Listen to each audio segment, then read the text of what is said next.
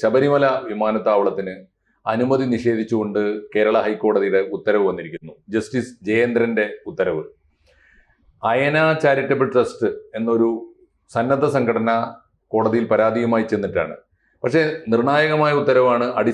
അടിസ്ഥാനപരമായ ചില ചോദ്യങ്ങൾക്ക് സർക്കാരിനും ബന്ധപ്പെട്ട കക്ഷികൾക്കൊന്നും ഉത്തരം പറയാൻ സാധിക്കാത്ത വിധം ആണ് കോടതിയുടെ ചോദ്യങ്ങൾ. ഏറ്റവും പ്രധാനപ്പെട്ട ചോദ്യം, ലോകത്തിലെ ഏറ്റവും പ്രധാനപ്പെട്ട വലിയ വിമാനത്താവളങ്ങൾക്ക് പോലും പുതിയ കാലത്ത് 1200 ഏക്കർ ഭൂമി മതി.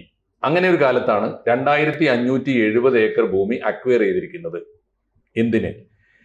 ഈ എസ്റ്റേറ്റ് ഭൂമിക്ക് പുറമെ ഒരു 307 1200 മറ്റോ എസ്റ്റേറ്റ് ഭൂമിയും പിന്നെ എസ്റ്റേറ്റിക്ക് പുറത്ത് അല്ലെ, ചെറുവള്ളി എസ്റ്റേറ്റിന് പുറത്തുള്ള ഒരു 307 ഏക്കറും എന്തിനാണ് ഇത്രയേറെ ഭൂമി അക്വയർ ചെയ്യുന്നത്? അപ്പോ പതർച്ചയോടെ അവർ പറഞ്ഞ ഉത്തരം, അത് വിമാനത്താവളം മാത്രമല്ല സാർ, ഞങ്ങൾക്ക് വേറെയും ചില പ്ലാൻ ഉണ്ട്. എന്നാൽ വേറെ പ്ലാൻ എന്താണ്? സർക്കാരിന്റെ ചെലവിൽ നിർവഹിക്കേണ്ട പ്ലാൻ എന്താണ്? അത് പറയൂ. ഇങ്ങനെ അവർക്ക് കൃത്യമായ ഉത്തരം പറയാനില്ലാത്ത വിധം. 2, പാരിസ്ഥിതികമായ ആഘാതങ്ങളെക്കുറിച്ച് നിങ്ങൾ പഠനം നടത്തിയിട്ടുണ്ടോ? അതിന്റെ തെളിവ് എവിടെ? ചോദ്യങ്ങൾക്കൊന്നും ഉത്തരം ഉണ്ടായിരുന്നില്ല. കോടതി പറഞ്ഞിരിക്കുന്നു ആ പണി ഇപ്പോൾ തൽക്കാലം സമ്പൂർണ്ണമായി നിർത്തിവെക്കാൻ പറഞ്ഞിട്ടുണ്ട്. എന്ന് പറഞ്ഞാൽ ശബരിമല വിമാനത്താവളം എന്ന പിണറായി ഗവൺമെന്റിന്റെ ഒരു പ്രസ്റ്റീജ് പരിപാടി അല്ലെങ്കിൽ അഭിമാന പദ്ധതി ഇതാ സ്തംഭിച്ചു പോയിരിക്കുന്നു. ഇതിനു മുമ്പ് കേരയിൽ സ്തംഭിച്ചു പോയി. ഇനി അഭിമാന പദ്ധതി എന്ത് ബാക്കിയുണ്ട്? ഒരു വയനാട് ചുരം റോഡ് അവസാനം ബാക്കിയുണ്ട്. അതിന് മാത്രമാണ് ഇപ്പോൾ പാരിസ്ഥിതികമായ അനുമതി കിട്ടിയിട്ടുള്ളത്. എന്തായാലും നമ്മളിപ്പോ ഈ ശബരിമല വിമാനത്താവളത്തിന്റെ ചർച്ചയിലേക്ക് വന്നാൽ, ഇതുവരെയുള്ള ശബരിമല വിമാനത്താവളം എന്നും വിവാദ വിഷയമാണ്. പല കാരണങ്ങളാൽ ഭൂമി ഏറ്റെടുത്തത്, ആ ഭൂമി എസ്റ്റേറ്റ് ഭൂമിയായത്, എസ്റ്റേറ്റ് തന്നെ ആരുടേതാണ്, ഇവരുടേതാണോ ബ്രിട്ടീഷുകാരുടേതാണോ തുടങ്ങിയ ഒരുപാട് ചരിത്രപരമായ തർക്കങ്ങളുണ്ട്. ഇത് ഇനി അപ്പുറത്ത് ഇതിനേക്കാൾ നല്ല എളുപ്പത്തിൽ ഒരു ടേബിൾ ടോപ്പ് വിമാനത്താവളം പോലെ നിർമ്മിക്കേണ്ട ഈ വിമാനത്താവളത്തിന് പകരം ഇതിനേക്കാളും സൗകര്യമായ നിരപ്പായ സ്ഥലം കിട്ടാനുള്ളപ്പോൾ, സർക്കാരിന്റെ ഭൂമി കയ്യിൽ തന്നെ ഉള്ളപ്പോൾ എന്തിനാണ് ഈ എസ്റ്റേറ്റ് ഭൂമി തന്നെ ഏറ്റുവാങ്ങുന്നത്, വലിയ വില കൊടുത്ത് വാങ്ങിക്കുന്നത് തുടങ്ങിയ ചോദ്യങ്ങളുണ്ട്. ഈ വിമാനത്താവളത്തിന്റെ ഒരു ചരിത്രത്തിലേക്ക് പ്രശാന്ത് പ്ലാന്തോട്ടം തുടങ്ങി വെക്കും ചർച്ച.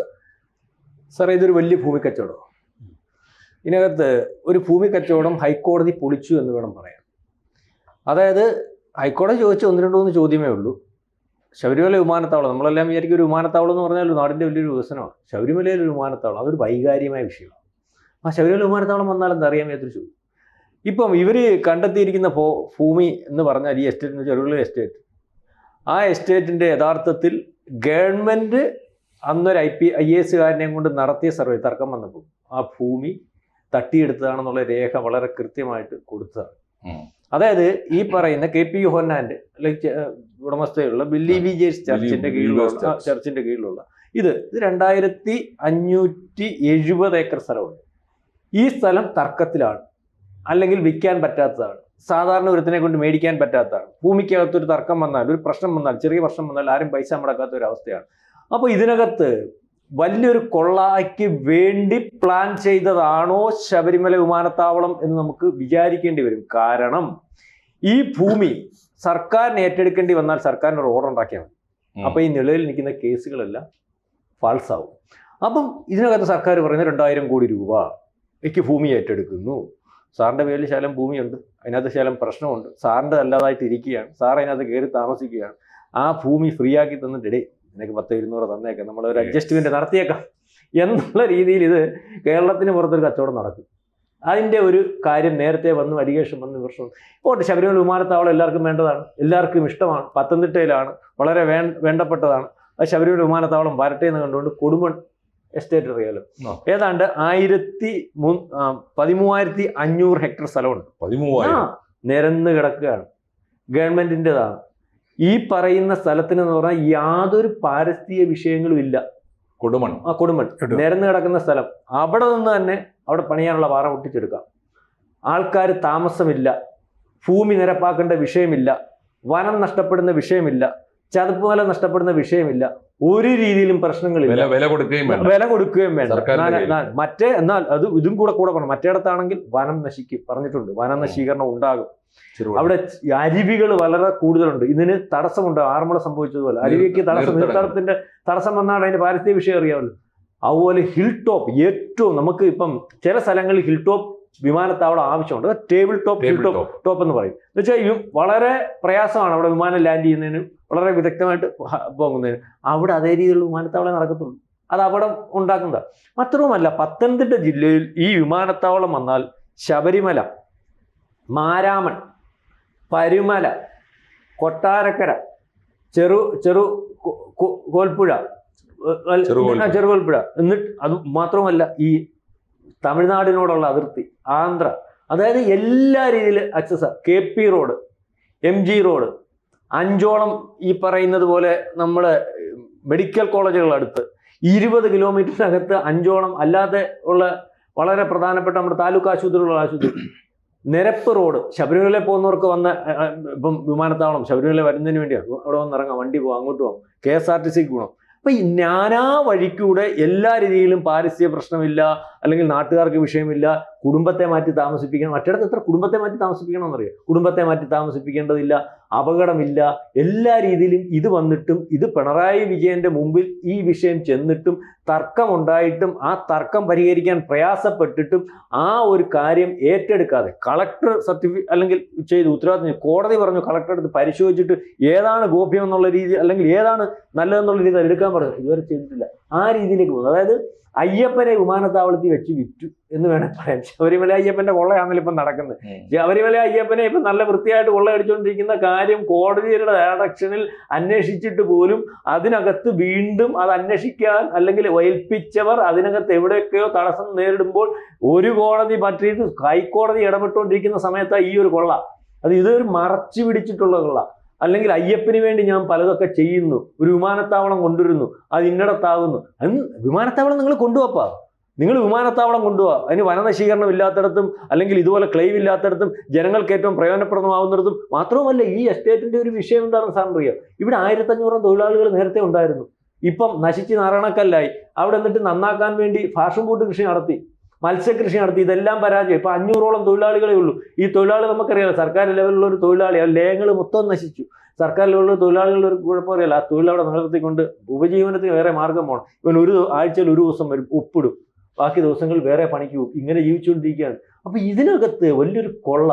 അതായത് ഈ ഒരു കാര്യം കോടതി നിരീക്ഷിച്ചത്, ഇപ്പം പുതിയ നിയമം അനുസരിച്ച് ഏതെങ്കിലും ഒരു സ്ഥലം ഏറ്റെടുക്കണമെങ്കിൽ അതിന് വേണ്ടപ്പെട്ട സ്ഥലം ഏറ്റെടുക്കാൻ പാടുള്ളൂ. അതിനകത്തൊന്നും 1 സെന്റ് പോലും കൂടുതൽ പറ്റത്തില്ല. ആ സ്ഥലത്ത് ഏറ്റവും വലിയ വിമാനത്താവളങ്ങൾ പണിയുന്നതിന് 1200 ഏക്കർ സ്ഥലം. ഇതെന്തിന് നിങ്ങൾ 2570 ഏക്കർ എടുക്കുന്നു? ഇങ്ങനെ ചില കോടതികളെ ചോദ്യം ചോദിച്ചു. അതുപോലെ തന്നെ ഇപ്പൊ അവർ പറഞ്ഞിരിക്കുന്നത് ഞങ്ങൾക്ക് കൂടുതൽ വികസന പ്രവർത്തനങ്ങൾ അവിടെ IT മേഖല ഇന്നത്തെ കിടക്കില്ല സാറേ. ഈ പറയുന്ന 1200 എടുത്തു, ബാക്കി 13500 ഹെക്ടർ സ്ഥലം കിടക്കുക. IT മേഖലയോ ഏത് മേഖലയോ എന്ത് മേഖലയോ വിശാലമായിട്ട് കിടക്കുക. ഒരു പണിയും വേണ്ട. 4 വഴിക്കൂടെ റോഡ്. നമ്മൾ പറയത്തില്ലേ, ആ പ്രോപ്പർട്ടി കൊള്ളാം, 4 വഴിക്കും വഴിയുണ്ട്. ഇതേ രീതിയിൽ കിടക്കുകയാണ്, എല്ലാം ഉണ്ട്. അപ്പം ഇതൊരു കൊള്ള തന്നെയാണ്. പിണറായി വിജയന്റെ 3ാം ടേമിലേക്ക് 3-4 മാസം ബാക്കി നിൽക്കുമ്പോൾ അദ്ദേഹത്തിന് കിട്ടുന്ന ഈ ഗുരുതരമായ അടി എങ്ങനെയാണ് ഈ ഗവൺമെന്റിന്റെ ഭാവിയെ ബാധിക്കുക? അല്ലെങ്കിൽ ഈ ശബരിമലയുടെ ഒരു വിമാനത്താവളത്തിന്റെ ആവശ്യകത, തീർച്ചയായിട്ടും അത് തീർത്ഥാടകരുടെ ആവശ്യമായിരിക്കാം, പക്ഷെ അതിന്റെ പാരിസ്ഥിതികമായ ആഘാതം, അതിന്റെ വ്യാപാരപരമായ വമ്പിച്ച അഴിമതിയുടെ സാധ്യത, എങ്ങനെയാണ് പിയേഴ്സൺ സാർ അതിനെ കാണുന്നത്? ശരിയാണ്, നമ്മളുടെ മുന്നിലുള്ള വിഷയം വലിയ അഴിമതിയുടെ ഒരു വിഷയമാണ്, അല്ലാതെ വികസനത്തിൻ്റെ ഒരു വിഷയമല്ല. ശബരിമല എന്ന് പറയുന്ന സാധ്യത എങ്ങനെ കൊള്ളക്കുപയോഗിക്കാം? ശബരിമല കൊള്ളയിൽ നിന്ന് നമ്മൾ തുടരുകയാണ്. അത് ചെറുവള്ളി എസ്റ്റേറ്റിൽ എത്തുകയാണ് ചെയ്തത്. KP യോഹന്നാൻ്റെ ബിലീവേഴ്സ് ചർച്ച് എന്ന് പറയുന്ന ഈ സംവിധാനത്തിൽ ഒരു ദിവസം ED മറ്റോ പരിശോധന കയറിയിരുന്നു അല്ലേ? പൂത്ത 500-ന്റെ നോട്ട് കെട്ടുകളാണ് അവിടെ നിന്ന്. കഷ്ടമാണോ അത് ശരിക്കും പറഞ്ഞത്? അപ്പം അങ്ങനെ അതിഭീകരമായിട്ടുള്ള രീതിയിൽ കള്ളപ്പണവും കൊള്ളപ്പണവും ഒക്കെ കൈകാര്യം ചെയ്യുന്ന ഒരു സംവിധാനത്തിൻ്റെ ഭാഗമാണ് ഈ ചെറുവള്ളി എസ്റ്റേറ്റ്. അപ്പോൾ പ്രശാന്ത് പറഞ്ഞതുപോലെ ഇത് സർക്കാരിൻ്റെ ഭൂമിയാണ്. ആ സർക്കാരിൻ്റെ ഭൂമി സർക്കാർ കാശ് കൊടുത്ത് വാങ്ങിക്കുന്നത് എന്തിനാണ്? ഇതാണ് ബേസിക് ആയിട്ടുള്ള ക്വസ്റ്റ്യൻ. ഈ കാര്യം കോടതിയെ ആളുകൾ ബോധ്യപ്പെടുത്തിയിട്ടുണ്ടെന്നാണ് ഞാൻ മനസ്സിലാക്കുന്നത്. അതുകൊണ്ടാണ് കോടതി വളരെ കർക്കശമായിട്ടുള്ള ഈ ചോദ്യത്തിലേക്ക് എത്തിച്ചേർന്നത്. പിന്നെ മാത്രമല്ല, വളരെ യുക്തിഭദ്രമായിരുന്നല്ലോ കോടതി ചോദിച്ച്, നിങ്ങൾക്ക് ശബരിമലയിൽ വിമാനത്താവളം പണിയണമെങ്കിൽ എത്ര ഏക്കർ വേണം? ഏറ്റവും വലിയ വിമാനത്താവളം പണിയും 1200 ഏക്കർ മതി. നിങ്ങൾ എന്തിനാണ് ഈ 2000-ലധികം ഏക്കർ അവിടെ ഏറ്റെടുക്കാനായിട്ട് പോകുന്നത്? അത് മാത്രമല്ല, ജനവാസ മേഖലയിൽ നിന്ന് ഏതാണ്ട് 370-ലധികം വരുന്ന 307 ഏക്കറും കൂടി എന്ത് ചെയ്യുന്നുണ്ട്, ഇതിന്റെ കൂടെ ചേർക്കുന്നുണ്ട്. അതെ. കാരണം ആ ഭാഗം കൂടി കിട്ടിയാൽ മാത്രമാണ് ഈ വ്യാപാര സമുച്ചയങ്ങളുടെയും അതേപോലെ റിയൽ എസ്റ്റേറ്റ് മാഫിയകളുടെയും ഒരു ഉന്മാദം നിറഞ്ഞ ആഹ്ലാദ നൃത്തത്തിന് വഴിയൊരുങ്ങുകയുള്ളൂ. അത് കിട്ടിയാൽ മാത്രമേ അവർക്ക് സന്തോഷിക്കാൻ പറ്റും. അതുകൊണ്ടാണ് ആ ഭൂമി പോലും ഏറ്റെടുക്കാനായിട്ട് പോയിരിക്കുന്നത് എന്നാണ് നമ്മൾ മനസ്സിലാക്കേണ്ടത്. നമ്മൾ ഒരിക്കലും വിശ്വസിക്കാനായിട്ട് പറ്റാത്ത തരത്തിലേക്ക് നമ്മളുടെ അധികാര കേന്ദ്രങ്ങൾ അഴിമതി കേന്ദ്രങ്ങളായി മാറിക്കഴിഞ്ഞിരിക്കുന്നു.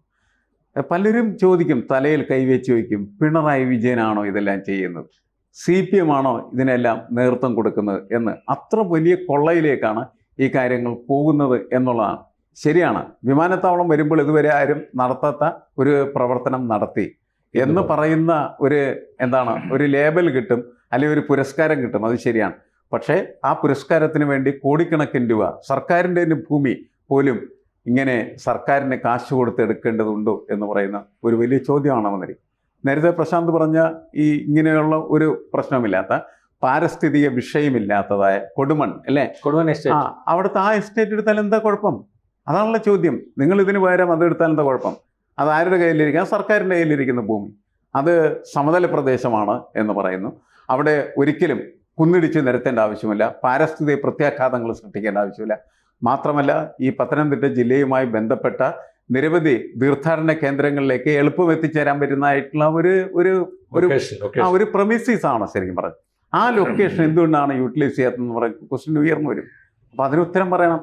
എല്ലാം ഉദ്യോഗസ്ഥരുടെ കൈകളിൽ കൊടുത്ത് ആ ഉദ്യോഗസ്ഥർ പറയുന്നതിനനുസരിച്ച് ഒപ്പുവെക്കുന്ന ഒരു ഭരണകൂടമായിട്ട് നമ്മളുടെ ഭരണകൂടം മാറിയാൽ ഇതിനേക്കാൾ വലിയ കൊള്ളകളും നടക്കും. കാരണം നമ്മളുടെ സർക്കാരിൽ കയറിയിരിക്കുന്നതായിട്ടുള്ള ബ്യൂറോക്രാറ്റുകൾ അവർ സർക്കാരിനെ യഥാർത്ഥത്തിൽ തുരന്ന് തന്നെയാണ് ചെയ്യുന്നത്, ജനങ്ങളെ തുരന്ന് തന്നെയാണ് ചെയ്യുന്നത്. അതിൻ്റെ ഒരു പങ്കാണ് യഥാർത്ഥത്തിൽ രാഷ്ട്രീയ നേതൃത്വത്തിന് കിറി നക്കാൻ കൊടുക്കുന്നത്. അപ്പോൾ നമ്മുടെ സമൂഹത്തെ സമ്പൂർണമായിട്ടുള്ള രീതിയിൽ കൊള്ളയടിച്ച് അതിൻ്റെ ബഹുഭൂരിഭാഗം രാഷ്ട്രീയ നേതൃത്വത്തെക്കാൾ കൂടുതൽ ഈ ഉദ്യോഗസ്ഥ നേതൃത്വമാണ് എപ്പോഴും തട്ടിക്കൊണ്ടുപോകുന്നത്. കാരണം അവർക്ക് മാറ്റമില്ലല്ലോ. ഏത് കക്ഷി ഭരിക്കാൻ വന്നാലും ഇവരിവിടെ ആ കസേരയിൽ തന്നെ ഉറച്ചിരിക്കും. എന്നിട്ട് കക്കുന്നതിന് പാഠം പഠിപ്പിച്ചു കൊടുക്കും രാഷ്ട്രീയ നേതാക്കളെ. അവരെന്ത് ചെയ്യുമെന്ന് വെച്ചാൽ ആ പാഠം ഉൾക്കൊള്ളും. ആദ്യ സമയത്ത് വല്ലതും കിട്ടിയത് വാങ്ങും, പിന്നീട് എന്ത് ചെയ്യും, അവൻ്റെ അടുത്ത് പിടിച്ചു പറിക്കാനായിട്ട് ശ്രമിക്കും.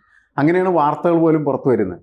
എന്തൊരു കഷ്ടമാണ് സാർ. തീർച്ചയായിട്ടും. എന്തായാലും അധികാരത്തിന്റെ ജനവിരുദ്ധമായ താല്പര്യങ്ങളെ അപൂർവമായെങ്കിലും നമ്മുടെ ജനകീയ കോടതികൾ വളരെ നീതിന്യായ കോടതികൾ സമർത്ഥമായി തന്നെ തക്ക സമയത്ത് ഇടപെട്ട് പലപ്പോഴും ജനപക്ഷത്ത് നിന്ന് രക്ഷപ്പെടുത്താറുണ്ട് എന്ന് വേണം ഈ വിധിയെക്കുറിച്ച് നമുക്ക് പറയാം. അതിനകത്ത് ഒരു കാര്യം കൂടെ കൂട്ടിച്ചേർത്തു. എനിക്കറിയാവുന്ന ഒരു കാര്യം കൊണ്ടാണ്. കാരണം ഇതിന്റെ പുറകിൽ ഇദ്ദേഹം പറഞ്ഞതുപോലെ അവിടുത്തെ അല്ലെങ്കിൽ ജനമുണ്ടായിരുന്നു. കാരണം ഈ പറയുന്ന വിമാനത്താവളം വേണമെന്ന് ആഗ്രഹിച്ചിരുന്നു. അപ്പം അത് തർക്കം വന്നപ്പോൾ അതിനകത്തൊരു അമ്പലമുണ്ട്. ഈ ചെറുകിൽ എസ്റ്റേറ്റിനകത്തൊരു പ്രധാനപ്പെട്ട പുരാതനമായിട്ടുള്ള അമ്പലമുണ്ട്. അത് പോവും. അപ്പൊ അതും പ്രശ്നമാണല്ലോ. അപ്പോൾ ഇത് വന്നപ്പോൾ ഈ പറഞ്ഞതുപോലെ ഇതിനു വേണ്ടി കോടതി ചെന്നപ്പോൾ കോടതി യോഗ്യമായി തിരഞ്ഞെടുക്കാൻ പറഞ്ഞിട്ട് പോലും ഈ പേപ്പറുകൾ വേണ്ട സ്ഥലങ്ങളിലെല്ലാം ചെന്നണക്കെ ഇപ്പം ഉദ്യോഗസ്ഥന്മാരുടെ കാര്യം പറഞ്ഞുകൊണ്ടാണ് അതിനൊരു തിരുത്തൽ. ഉദ്യോഗസ്ഥന്മാർക്ക് കോടതിയുടെ ഡയറക്ഷൻ നിർബന്ധപൂർവ്വം ഉണ്ടായിട്ട് പോലും അത് വളരെ കൃത്യമായിട്ട് നടത്താതിരിക്കുന്നതിന് വേണ്ടി മുകളിൽ നിന്നുള്ള ഡയറക്ഷൻ ഉണ്ടായിരുന്നു. കാരണം ഒരു സാധനം നീണ്ടു പോയാൽ അത് കളഞ്ഞിട്ട് പോണേ പോകും. അപ്പോൾ ഇതിനകത്ത് ഈ ഒരു പ്രോജക്റ്റ് നടക്കണം. എന്തിനു വേണ്ടി നടക്കണം? ഈ പ്രോജക്റ്റ് ഉണ്ടാക്കിയത് അയ്യപ്പന് വേണ്ടിയോ പത്തനംതിട്ടയ്ക്ക് വേണ്ടിയോ കേരളത്തിലെ ജനങ്ങൾക്ക് വേണ്ടിയോ ശബരിമലയ്ക്ക് വേണ്ടിയോ അല്ല. ഈ ഒരു പ്രോജക്റ്റ് ഉണ്ടാക്കിയത് തന്നെ അഴിമതിക്ക് വേണ്ടിയാണ്. അതാണ് നമുക്ക് മനസ്സിലായത്. അല്ലെങ്കിൽ വേറെ യോഗ്യമായത് നല്ലത് വേറെ ഇടത്ത് കാണിച്ചു കൊടുക്കുമ്പോൾ അതിൽ ശരിയാവുന്നത്. അപ്പൊ അതിനെന്താ തയ്യാറാവാത്തത്, മൈൻഡ് ചെയ്യാത്തത്? അപ്പൊ ഇതാണ് ഇതിനകത്ത് സാറ് പറഞ്ഞുള്ള അടിസ്ഥാനപരമായിട്ട് അത് കോടതിക്ക് ഇത് മനസ്സിലായി എന്ന് വേണം. അല്ലെ, കോടതിക്ക് മനസ്സിലാക്കി കൊടുക്കാനായിട്ട് എനിക്ക് തോന്നുന്നത് ജനങ്ങളുടെ ഭാഗത്തു നിന്നുള്ള ഇടപെടൽ ഒക്കെ ഉണ്ടായിട്ടുണ്ട്. സജീവമായിട്ട് ഇടപെട്ടു. എപ്പോഴെങ്കിലും ആ ജനങ്ങളുടെ ഒരു മുറുമുറുപ്പും ജനങ്ങളുടെ മനസ്സിനകത്തെ നൊമ്പരവും കോടതി സമയത്തിന് മനസ്സിലാക്കി എന്ന് ഈ സമയത്ത് അത്രയെങ്കിലും സന്തോഷം നമുക്ക് പ്രേക്ഷകർക്കൊപ്പം പങ്കിടാം. അത് നോക്കൂ, ABC-ക്ക് ഒരു ദേശീയ ചാനലുണ്ട്. ഒരുപക്ഷെ നിങ്ങൾക്ക് അതിനെക്കുറിച്ച് അറിയാൻ പാടുണ്ടാവില്ല. നമ്മൾ ദേശീയ വിഷയങ്ങളെല്ലാം ചർച്ച ചെയ്യുന്ന ആ ചാനൽ ഒരു ഹിന്ദി ചാനലാണ്. തീർച്ചയായിട്ടും നിങ്ങൾ സബ്സ്ക്രൈബ് ചെയ്യണം. കൂടുതൽ വാർത്തകളും വിശേഷങ്ങളും നിങ്ങളിലേക്ക് എത്താൻ ABC മലയാളം സബ്സ്ക്രൈബ് ചെയ്യുക, ബെൽ ബട്ടണും അമർത്തുക.